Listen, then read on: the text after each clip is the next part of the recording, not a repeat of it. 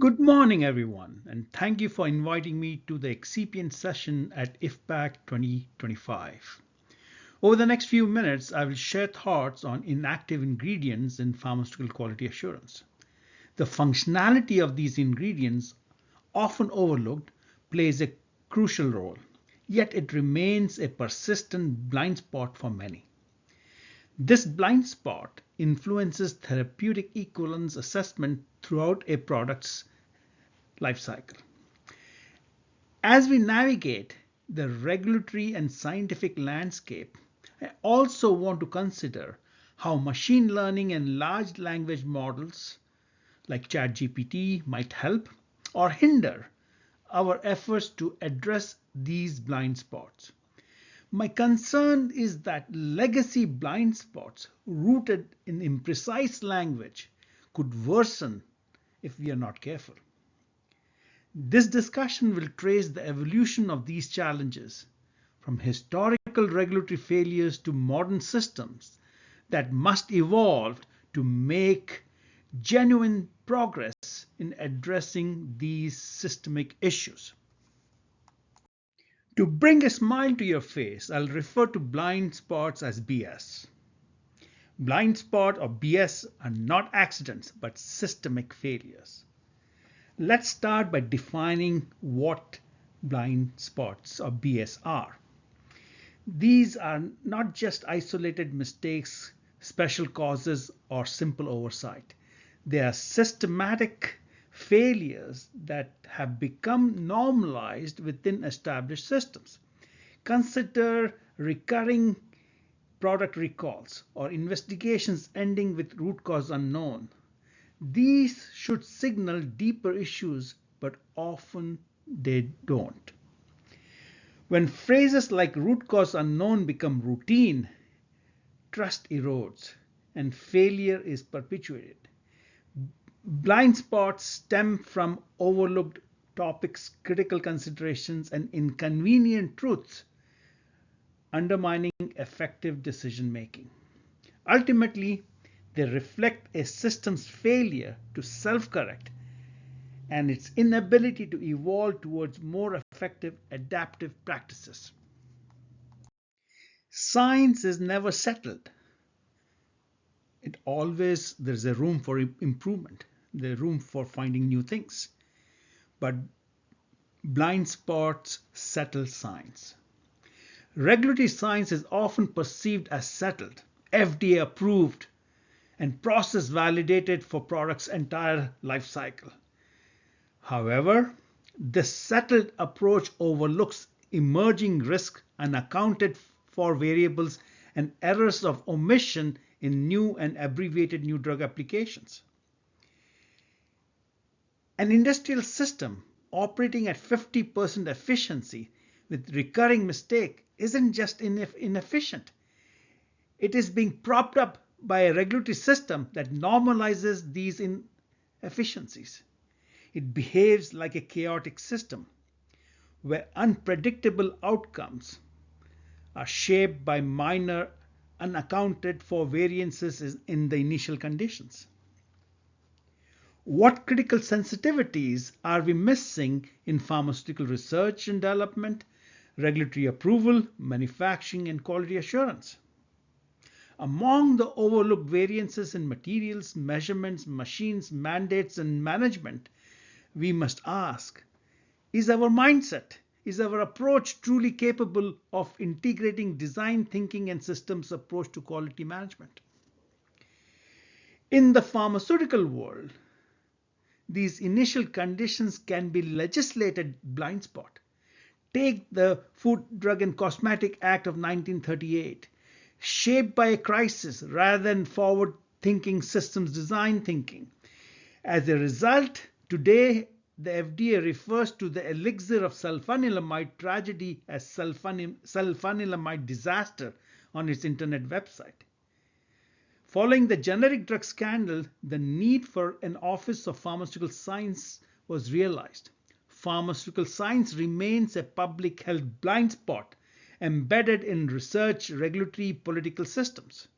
Hence, Issues such as physicochemical failure modes in first-line therapy, especially those with narrow therapeutic index drugs, remain unresolved decades later. This persistent uncertainty demands a proactive approach, not just consensus-driven default solution. Media headlines tell a story. Fed up, suffocating silence, falling rates of adherence to prescription, falling color and shape changes. These are symptoms of chaos-induced anxiety. At the same time, the FDA is pressured to increase productivity, approve, approve, approve, often adding to the challenges such as breaches in assurance of data integrity or bad eye. Why? To maintain a competitive commercial supply, they say. We must address the suffocating silence surrounding critical pharmaceutical system failures. To move forward, we must shift from firefighting to foresight, embrace continuous improvement rather than the reactive crisis management. Persistent BS in regulatory science. Crisis-driven legislation born from elixir of sulfanilamide tragedy led to the creation of FD&C Act in 1938. We must ask, why did legislators overlook the root cause of that tragedy? A highly toxic ingredient, diethylene glycol. At the same time, the only enforcement mechanism available was the definition of elixir, a hydroalcoholic solution. The tragic elixir was deemed violative because it did not contain ethanol. The ensuing legislation normalized terms like inactive ingredients, new drug application, which still influence how we regulate pharmaceuticals 87 years later. Note that FDA does not approve a drug substance. It authorizes a pharmaceutical product containing a drug substance and excipients presumed to ensure quality. Undervaluing or discounting the complexity of pharmaceutical development. File first and figure it out later. A mindset, a habit, were among the many underlying factors in the generic drug scandal of the 1980s and late 1980s and early 1990s, highlighting the cascading impact of unaddressed blind spots. These gaps persist today, maintaining a status quo that hinders true progress. I propose to you that pharmaceutical science is still a public health blind spot. Imagine seeking public funding for research on a tableting process. What reaction would you expect from NIH? Politely skeptical response. As a young assistant professor, I was told by one of the project managers at NIH, don't bother, we don't consider pharmaceutics, industrial pharmacy as science. Don't bother to apply to NIH. That was I was told. I remember that. Might reframing, as we did for the Rutgers ERC, instead of calling dosage forms tablets, capsules, whatever, why don't we call structured organic particulate system? Wow, that opened eyes. That was the beginning of pharmaceutical engineering programs at Rutgers in a big way. Pharmaceutical science, particularly formulation, research and development, remains a significant public health blind spot. It is in the shadows, waiting for the right language, like structured organic particulate system, and a narrative that brings it into the light. We must reframe the conversation and recognize the true value of this research to address gaps in securing continued evidence and assurance of therapeutic equivalence over a pharmaceutical's commercial life cycle. How do we remove BS in pharmaceutical science? Despite advances in some areas, efforts like National Institute for Pharmaceutical Technology and Education, NIPT, remain underfunded and vital research is stalled. Outdated assumptions about bioavailability and formulation risk lead to ongoing inefficiencies and trust erosion. If we continue relying on old framework, we risk perpetuating blind spots, compromising patient safety and pharmaceutical effectiveness. Now that we have moved into lipid nanoparticles for vaccines, I wonder what is the scientific basis at CBER to be able to evaluate such complex dosage forms. Language influences our thinking, our feelings, and language changes as we mature. We make different meaning. For example, take the word validation. It has multiple meanings. Validation is a legal mandate. Validation can be scientific evidence, or validation in the context of insecurity of a teenager is seeking external validation, is validating their feelings.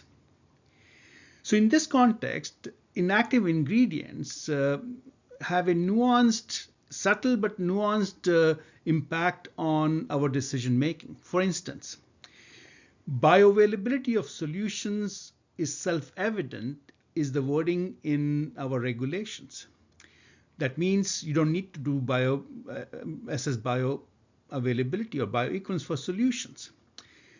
Given sorbitol impacts GI motility and so forth and is used as a sweetener, you have a major significant interaction when you use sorbitol, but the bioavailability changes over 50-60%. So we are just ignoring that. HPMC is an example that I want to talk to you about. This is a case in 2004, extended release formulations developed and launched from a facility in Illinois worked very well. However, when this was transferred to Puerto Rico in an identical facility, identical supplier of materials, identical training, etc., dissolution failures emerged. The company could have simply ignored it, root cause unknown, or blamed an analyst for errors of commission and moved on. And most companies would do that. But this company did not.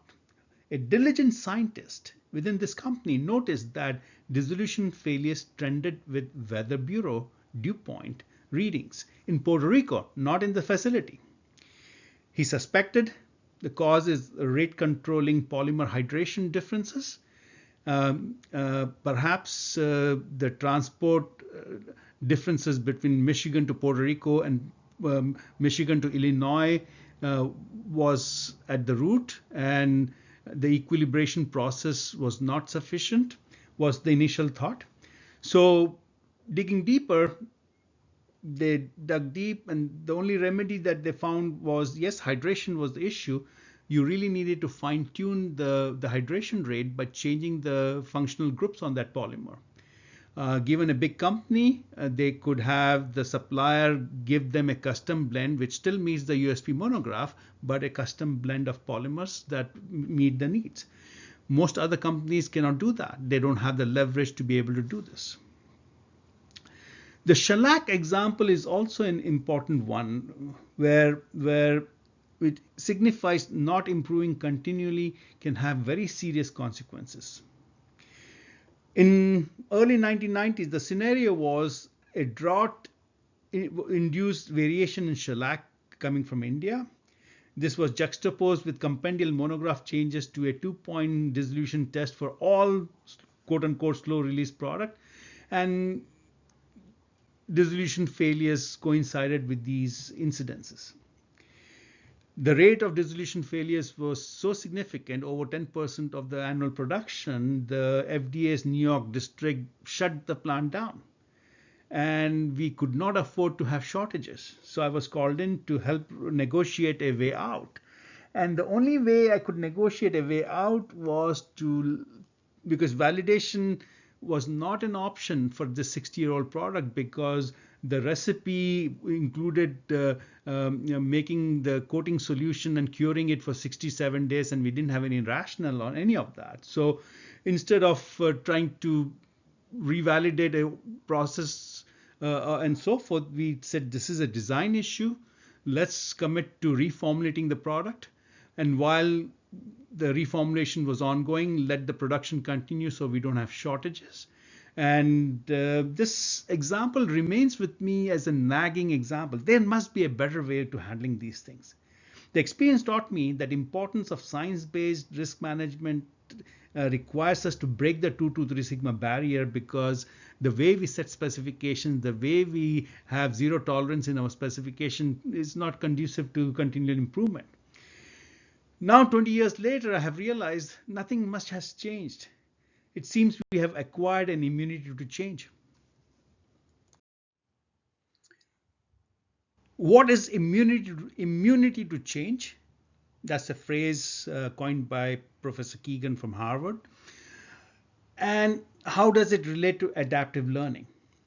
Since the 1962 amendments, the FD&C Act has emphasized scientific training and experience to ensure that decisions about new drug effectiveness are made fairly and responsibly. Those words are from the FD&C Act. However, we continue to struggle to learn from experience.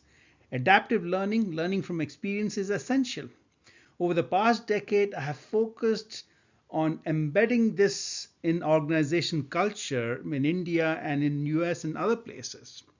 So this chart of is from a paper I wrote in 2017, how to break the pharmaceutical 2-3 sigma barrier. The case example was Amgen. Amgen is looking, the words they were using within the company were, if I don't look, there is no problem. They said, no, we have to change. And how they changed is then reflected in the maturity of the individuals and the maturity of the system. And I've used the constructive theory of adult development from Professor Keegan. Constructive means how we make meaning changes as we mature, to illustrate this case example. Experience is a feeling. So there is a feeling system. Ideally, our self-assurance is based on how we know what we know, epistemology, the knowing system. Learning is about changing our ways for the better. That's the change control system. So within these three systems, how do we navigate to learn? Change depends on how we feel and what meaning we make of our feelings. Fear or motivated aspects sort of come in here. The fourth order of consciousness in this way of thinking is the self-authoring mind.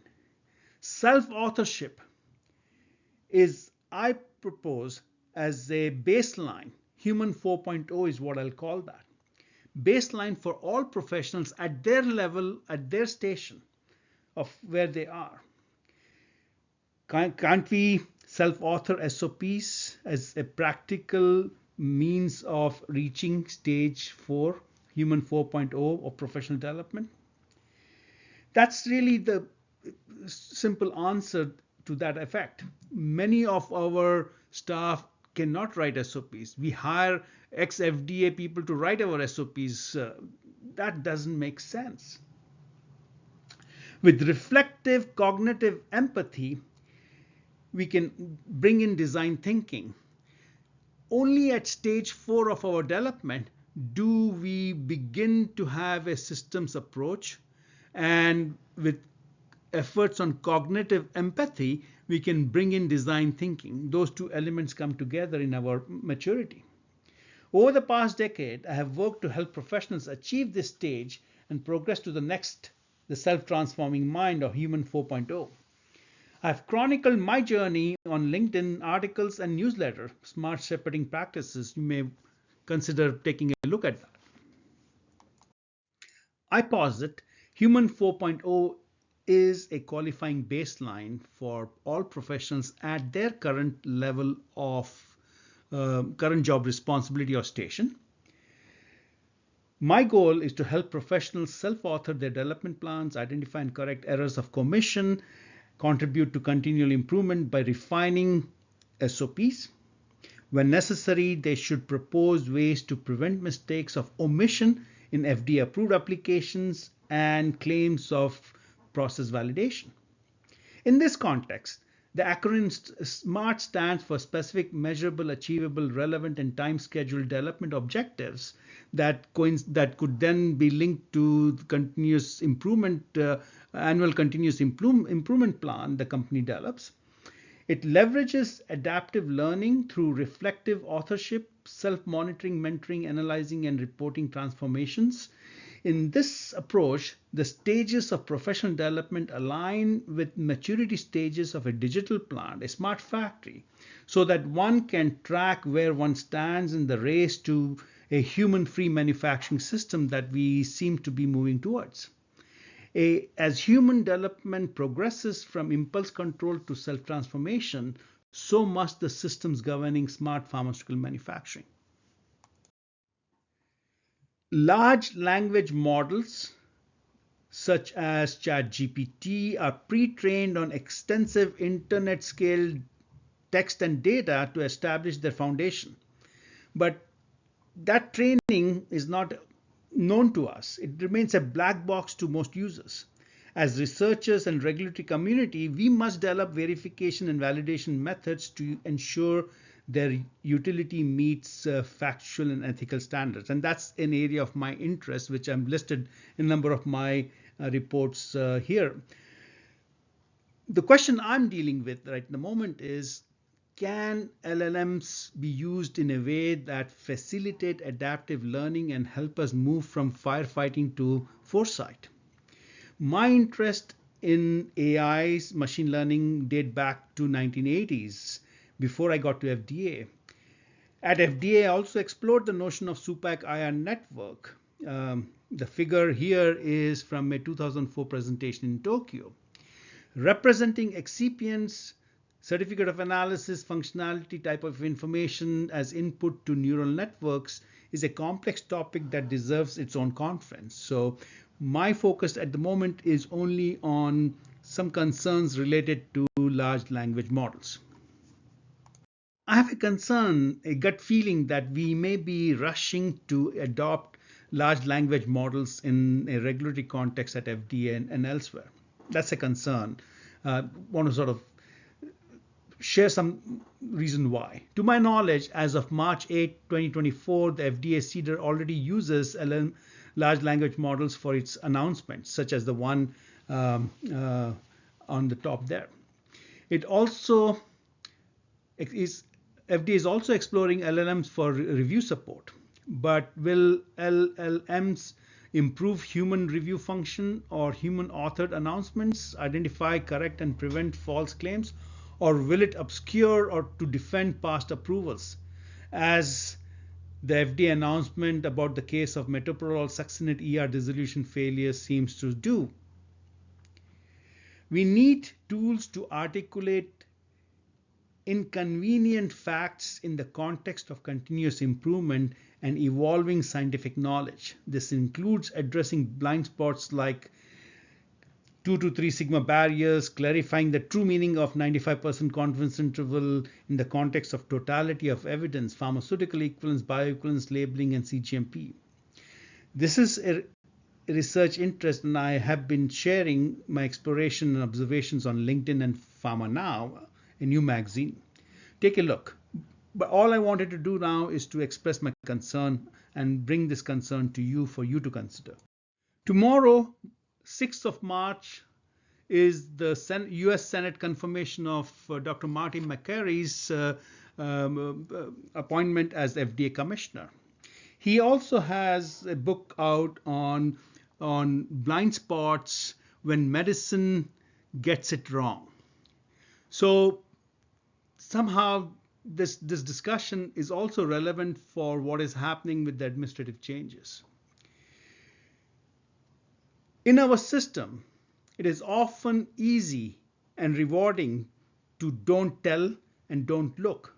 Over time, this cognitive dissonance erodes curiosity and stifles professional development. Maturity in pharmaceutical systems requires curiosity, a willingness to learn without fear and to overcome our immunity to change. Addressing blind spots isn't just about fixing isolated failures, it's about rethinking the systems that perpetuate them. That's the challenge the new commissioner will face. We can move from reactive, fail and fix model to a proactive, self-correcting system by embracing a systems approach, adopting continuous learning, and integrating new technologies such as LLMs. Only then can we ensure pharmaceutical science evolves in a way that benefits public health and delivers its promise of safety, efficacy, and real-world effectiveness.